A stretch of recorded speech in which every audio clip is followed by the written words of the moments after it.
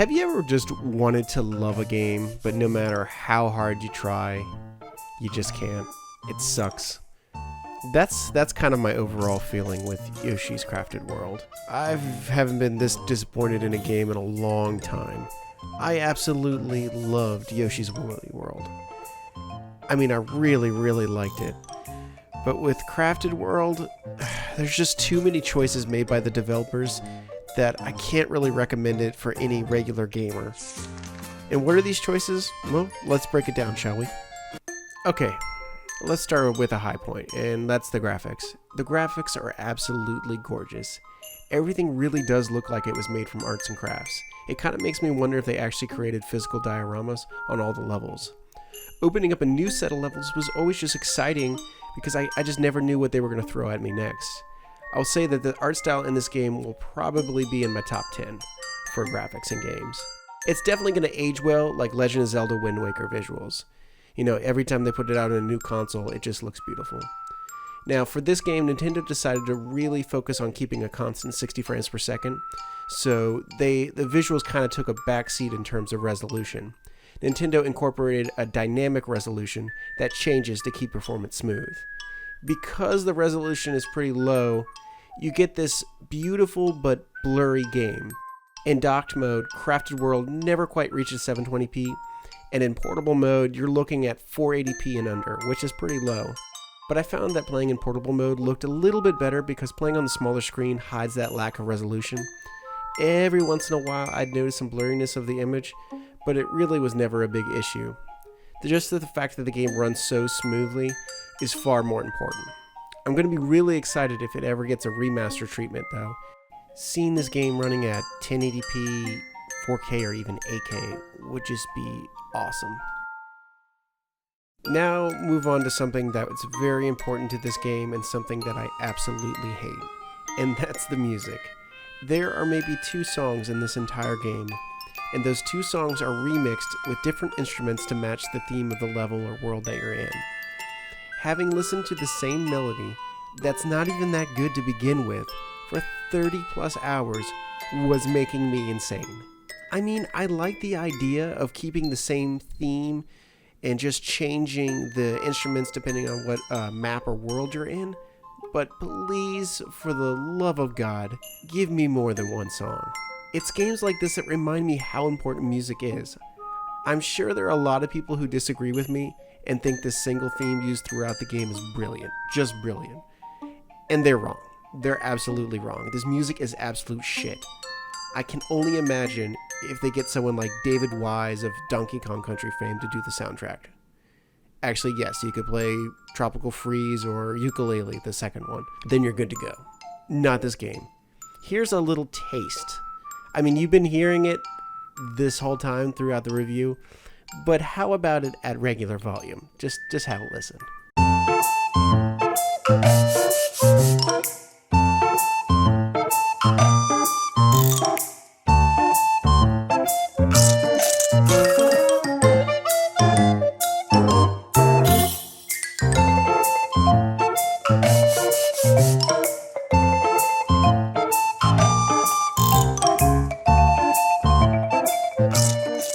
Okay, and here is where my love and hate for this game comes to a head.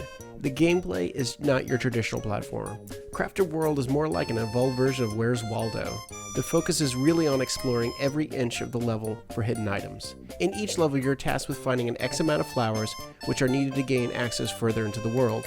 Most of the time, the flowers are either hidden or in hard-to-reach spots. Sometimes they are tied to specific goals, like beating a level within a certain time frame.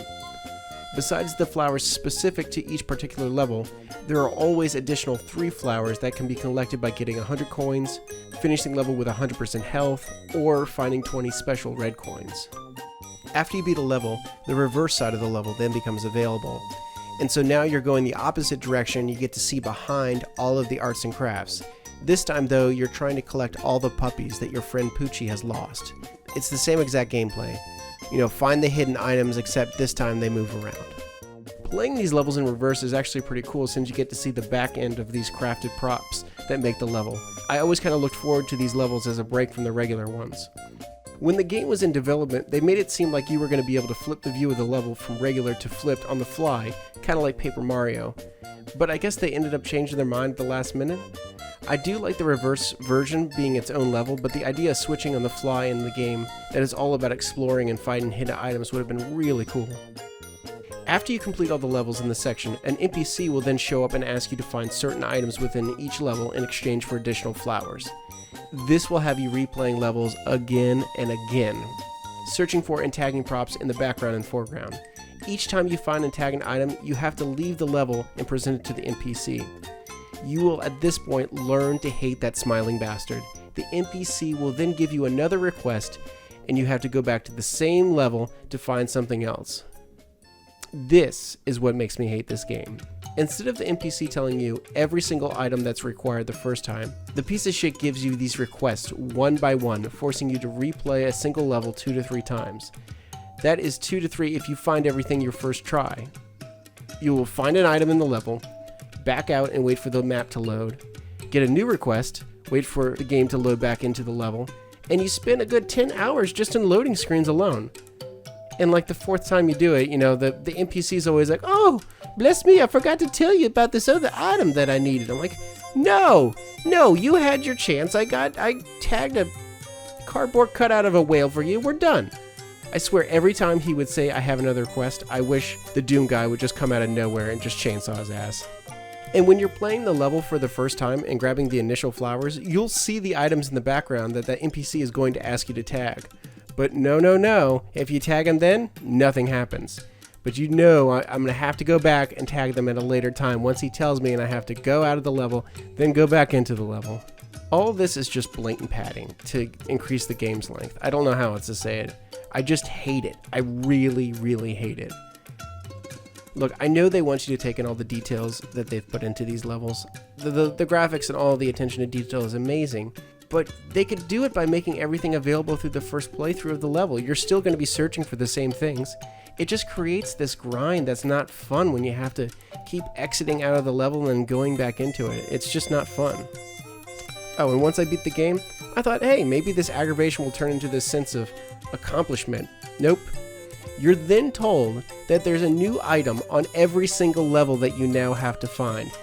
Yeah. The NPC wants you to find new shit on every single level in the game. No.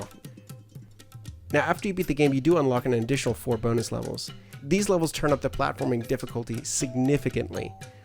I ended up having more fun on those 4 levels than the rest of the game. If they would have made all the levels like the bonus levels, I may forgive all the game padding. Maybe. Probably not, but maybe.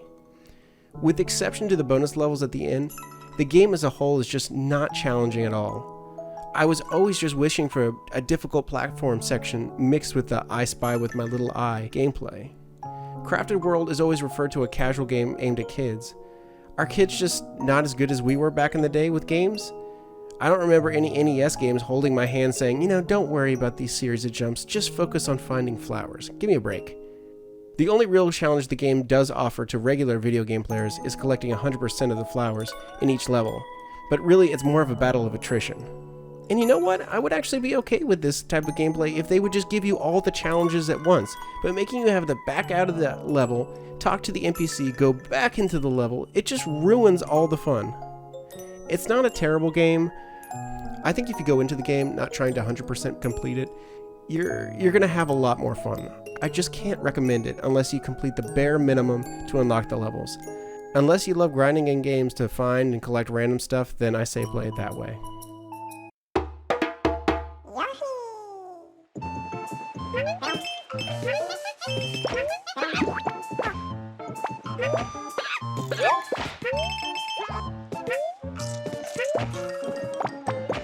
Yoshi!